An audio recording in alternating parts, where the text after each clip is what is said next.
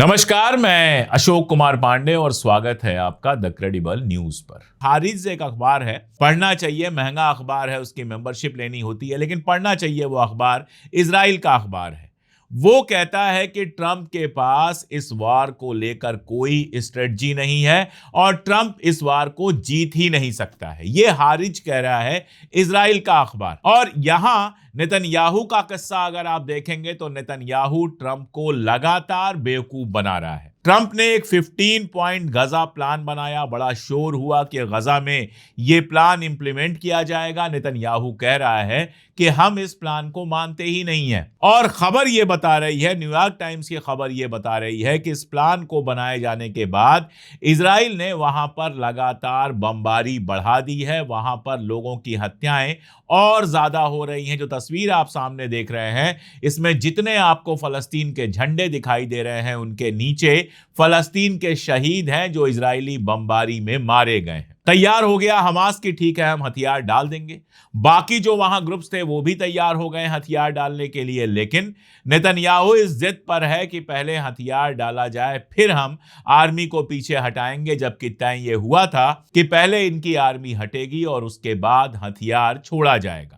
जाहिर है कि नेतन्याहू ट्रंप की बिल्कुल सुनने को तैयार नहीं है, लेकिन इसकी एक और वजह हो सकती है और वो वजह यह है कि वहां पर इलेक्शन है। दिसंबर में इजराइल में चुनाव है और ये नेतन्याहू के लिए जीने मरने का सवाल है। अगर इस चुनाव में वो हारता है तो न केवल उसकी पॉलिटिक्स पूरी तरह से खत्म हो जाएगी, बल्कि बहुत मुमकिन है कि उसको आईसीजे का जो वारंट है उसके तहत गिरफ्तार भी किया जाए। इसलिए ये चुनाव वो किसी तरह से जीतना चाहता है और इस चुनाव तक तो वो गजा प्लान को किसी भी लेवल पर एक्सेप्ट नहीं कर सकता है। ये बात बिल्कुल साफ होकर सामने आ गई है। और नतीजा ये हुआ है कि मोहसिन रजाई साहब ने कल जो बयान दिया कि जब तक अमेरिका ईरान की शर्तें नहीं मानेगा तब तक स्ट्रेट ऑफ होर्मुज नहीं खुलेगा, उसमें गजा को भी इंक्लूड किया। यह तकरीबन पहली बार है जब गजा को सीधे इंक्लूड किया गया है। यह कहा गया है कि जब तक गजा में बमबारी बंद नहीं होती, जब तक गजा में शांति स्थापित नहीं होती, जब तक गजा में अमन नहीं आता, तब तक हम स्ट्रेट ऑफ होर्मुज को नहीं खोलेंगे। दरअसल अगर आपको याद होगा तो जो पहला ही पॉइंट था मेमोरेंडम ऑफ अंडरस्टैंडिंग का, उसमें लेबनान और उसके साथ बाकी जगहों की बात की गई थी, लेकिन नाम नहीं लिया गया था। तब भी हमने कहा था कि यह केवल लेबनान का मामला नहीं है, यह यमन का भी मामला है, यह गजा का भी मामला है, यानी कि फलस्तीन का भी मामला है। लेकिन फलस्तीन को लेकर कभी ईरान ने नाम नहीं लिया था। अभी जो मोहसिन रजाई का बयान आया है उसमें गजा का नाम है और यह अपने आप में बड़ी बात है। यानी अमेरिका से वो कहना चाहता है कि ईरान के खिलाफ जंग तो खत्म करो ही, साथ में जहां जहां मिडिल ईस्ट में जंग चल रही है वो सारी जंग खत्म करो। और इसका मानी बहुत साफ है कि गजा के अंदर भी जो आर्मी है, येलो लाइन जो बनाई गई थी, जो ब्लर हो चुकी है, येलो लाइन आगे पीछे हो रही है, वहां से इजराइल को अपनी आर्मी हटानी पड़ेगी। अगर इजराइल अपनी आर्मी नहीं हटाता है तो ईरान सीज फायर को नहीं मानेगा। असल में चुनाव दोनों जगह है, 3 महीने बचे हैं चुनाव के लिए, अमेरिका में भी और इजराइल में भी। अमेरिका में मिड टर्म इलेक्शन है। मिड टर्म इलेक्शन होते हैं जिनके टर्म पूरे हो जाते हैं, इस्तीफा दे देते हैं, सीटें खाली होती हैं, उन पर इलेक्शन कराने के लिए है और अच्छे खासे नंबर्स हैं। मजेदार बात यह है कि अमेरिका के अंदर कम से कम डेमोक्रेट्स के बीच में से लगातार ऐसे कैंडिडेट जीत रहे हैं आईपैक जिनको नहीं चाहता था जिताना। वहां का सिस्टम आपको पता है कि पहले डेमोक्रेट्स के बीच में इलेक्शन होता है कि कैंडिडेट कौन होगा, रिपब्लिकन्स के बीच में इलेक्शन होता है कि कैंडिडेट कौन होगा, इसको प्राइमरी बोलते हैं, और उसके बाद रिपब्लिकन और डेमोक्रेट में से जो एक एक सांसद चुने जाते हैं, एक एक बंदा जो चुना जाता है, उनके बीच में इलेक्शन होता है, वहां से सीनेटर इलेक्ट होगा। अब इजराइल के अखबारों में लगातार ऐसी खबरें छप रही हैं कि कैसे ऐसे लोग डेमोक्रेट्स रिप्रेजेंटेटिव के रूप में सामने आ रहे हैं जो इजराइल के मुखालिफ रहे हैं। कई बार मैं भी आपको बता चुका हूं, ऐसे लोग जिनके ऊपर आईपैक आप जानते हैं इजराइल को सपोर्ट करने वाली संस्था है जो रिपब्लिकन और डेमोक्रेट्स दोनों के बीच में ऐसे लोगों पर पैसा खर्चा करती है जो सीनेट में जाकर इजराइल का झंडा उठा सके। उस आईपैक ने मिलियंस खर्च किए हैं, लेकिन उसके कैंडिडेट लगातार हार रहे हैं। तो ट्रंप के सामने खतरा यह बना हुआ है कि अगर मिड टर्म इलेक्शन में ट्रंप की पार्टी हारती है, रिपब्लिकन्स हारते हैं और ऐसे लोग सीनेट के अंदर आते हैं जो प्रो इजरायली नहीं हैं, तो ट्रंप की अपनी कुर्सी भी हिल सकती है, उसकी कुर्सी भी जा सकती है। दूसरा, मैंने आपको बताया कि इजराइल में अगर नेतन्याहू हारता है तो उसके लिए तो ये जान का सौदा हो सकता है, ये बेहद मुश्किल हो सकता है। इसीलिए गजा प्लान पे अगर लगातार उसके बयान आ रहे हैं कि मेरे जीते जी फलस्तीन नहीं बनेगा, गजा प्लान लागू नहीं होगा, तो ये दरअसल वहां पर वोट लेने के लिए, वहां का जो कट्टरपंथी तबका है उसका वोट लेने के लिए ये सारी कोशिश है। और दूसरा, अमेरिका की प्रॉब्लम यह है कि अगर ईरान वाली जंग लंबी चलती है और कीमतें बढ़ती हैं तो उसके लिए परेशानी बढ़ने वाली है। अब आज की कहानी अगर आप देखिए तो जो ऑयल की प्राइस है वो इंटरनेशनल मार्केट में $90 के आसपास पहुंच गई है। जब जंग रुकी थी तो ये घट के $60 तक आ गई थी, अब ये $90 तक पहुंच चुकी है। और अमेरिका का अखबार न्यूयॉर्क टाइम्स बाकायदा एक ओपिनियन पीस छापता है जिसमें वो दिखाता है कि ऑयल की प्राइस बढ़ने से आपके घर का हर सामान महंगा हो रहा है। ऑयल की प्राइस बढ़ने का मतलब ट्रांसपोर्ट कास्ट बढ़ना होता है, कंबस्शन कास्ट बढ़ना होता है, और जब ये सब बढ़ता है तो हर चीज की कीमत बढ़ जाती है। तो अमेरिका के अखबार कीमतों के बढ़ने को डिस्कस कर रहे हैं और कीमतें तब तक कम नहीं होंगी जब तक ईरान के साथ फाइनल समझौता नहीं होगा। ईरान के साथ फाइनल समझौता तब तक नहीं होगा जब अमेरिका ईरान की जब तक शर्तें ना मान ले।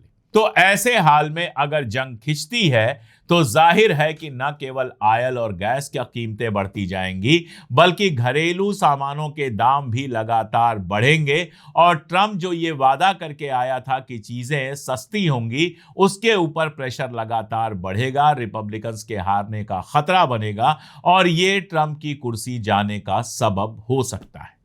इसलिए दोनों परेशान हैं। अभी दोनों अपने अपने घर की मुश्किलात को देख रहे हैं। ट्रंप चाहता है कि ईरान में न सही गजा में ही कुछ ऐसा हो जाए कि अमरीकी खुश हो जाएं कि चलो हमारे राष्ट्रपति ने, हमारे प्रेसिडेंट ने कुछ किया तो। और नेतन्याहू की दिक्कत यह है कि अगर गजा में कुछ हो गया तो जो जाम्बी उसने तैयार किए हुए हैं इजराइल के अंदर वो उसके खिलाफ हो जाएंगे, वो चुनाव हार जाएगा। तो इस समय दोनों दो अलग अलग लाइन लेते हुए अगर नजर आ रहे हैं तो इसकी वजह सिर्फ इतनी है कि उनको इलेक्शन में जाना है और इलेक्शन फेस करना है।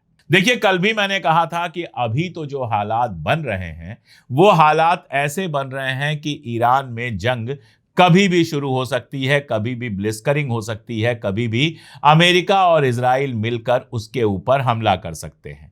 रहा सवाल जो मीडिएटर्स का है, जो जंग को रोकने की कोशिश कर रहे हैं पाकिस्तान से, ख्वाजा आसिफ का जो वहां के फॉरेन मिनिस्टर हैं उनका बयान आता है कि ऐसा नहीं है कि जंग होगी, दोनों के बीच में अमेरिका और ईरान कुछ चीजों पर सहमत हो रहे हैं, लेकिन इसका कोई बेस समझ में नहीं आता है। कोई बातचीत चल रही है ऐसी कोई खबर नहीं है। ईरान किसी तरह की छूट देने को तैयार है ऐसी कोई खबर नहीं है। कल की खबर यह है कि स्ट्रेट ऑफ होर्मुज में एक जहाज जा रहा था, पनामा का फ्लैग लगा हुआ था, उसके ऊपर अमेरिका ने अटैक किया जिसमें कुछ लोग घायल हुए और मारे गए। वो अटैक इसलिए हुआ कि अमेरिका ने जो ब्लॉकेड लगाया है उस ब्लॉकेड को वो पार कर रहा था। यानी स्ट्रेट ऑफ होर्मुज पूरी तरह से बंद है। अमेरिकी अखबार बता रहे हैं कि स्ट्रेट ऑफ होर्मुज से जहाजों का आना जाना अब तक का सबसे कम हो गया है। पिछले हफ्ते 6 या 9 गए थे, इस हफ्ते उससे भी कम गए हैं। तो ख्वाजा आसिफ साहब जो कह रहे हैं उसका बेस क्या है हम नहीं जानते हैं, लेकिन हम इतना जानते हैं कि मोहसिन नकवी जो इंटीरियर मिनिस्टर हैं, होम मिनिस्टर हमारे यहाँ इंडिया में कहा जाता है, वहां पर इंटीरियर मिनिस्टर कहा जाता है, तो जो इंटीरियर मिनिस्टर हैं मोहसिन नकवी साहब पाकिस्तान के, वो गए हुए हैं ईरान और उनकी तस्वीरें आई, ईरानी लीडर्स के साथ उनकी तस्वीरें आई, कुछ बातचीत हुई है। लेकिन ये बातचीत किस बारे में हुई है हम नहीं जानते हैं। हो सकता है ये बातचीत अमेरिका के साथ समझौते के बारे में हो, लेकिन उससे ज्यादा उम्मीद इस बात की लग रही है कि जो एक इस्लामिक नाटो बनाने का काम हुआ है जिसमें पाकिस्तान, तुर्की और सऊदी अरबिया हैं। अब बताया जा रहा है कि सऊदी अरबिया सीसी से नाराज था, मिस्र से नाराज था, जिसके चलते मिस्र इसका हिस्सा नहीं हुआ।